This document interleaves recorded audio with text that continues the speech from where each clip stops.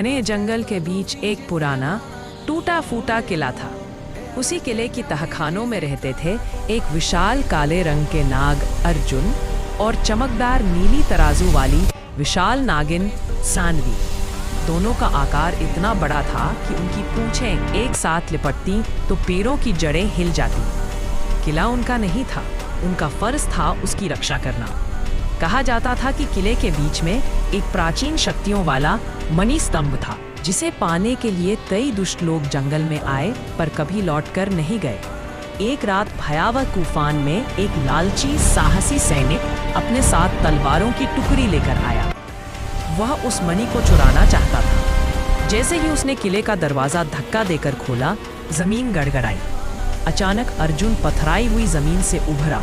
उसकी लाल आंखें बिजली की तरह चमक रही थीं। दूसरी तरफ से सानवी फुफकारती हुई निकली। उसकी चमकदार त्वचा तूफान की रोशनी में दर्पण जैसी दिख रही थी। दोनों विशाल नाग नागिन ने सैनिकों को चारों ओर से घेर लिया। उनकी फुफकार इतनी प्रचंड थी कि हवा कांप उठी। डर के मारे सैनिक भागते गए और किला फिर सुरक्षित हो गया। अर्जुन और सानवी ने आकाश की ओर देखा। उनका पहरा।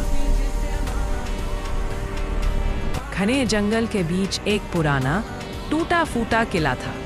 उसी किले की तहखानों में रहते थे एक विशाल काले रंग के नाग अर्जुन और चमकदार नीली तराजू वाली विशाल नागिन सानवी। दोनों का आकार इतना बड़ा था कि उनकी पूंछें एक साथ लिपटती तो पैरों की जड़ें हिल जाती। किला उनका नहीं था, उनका फर्ज था उसकी रक्षा करना। कहा जाता था कि किले के बीच में एक प्राचीन शक्तियों वाला मणि स्तंभ था, जिसे पाने के लिए कई दुष्ट लोग जंगल में आए पर कभी लौटकर नहीं गए। एक रात भयावह तूफान में एक लालची साहसी सैनिक अपने साथ तलवारों की टुकड़ी लेकर आया। वह उस मणि को चुराना चाहता था। जैसे ही उसने किले का दरवाजा धक्का देकर खोला, जमीन गड़गड़ाई। अचानक अर्जुन पथराई हुई जमीन से उभरा। उसकी लाल आंखें बिजली की तरह चमक रही थीं।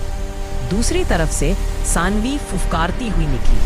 उसकी चमकदार त्वचा तूफान की रोशनी में दर्पण जैसी दिख रही थी। दोनों विशाल नाग नागिन ने सैनिकों को चारों ओर से घेर लिया।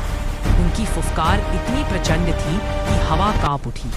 डर के मारे सैनिक भागते गए और किला फिर सुरक्षित हो गया। अर्जुन और सानवी ने आकाश की ओर देखा। उनका पहरा।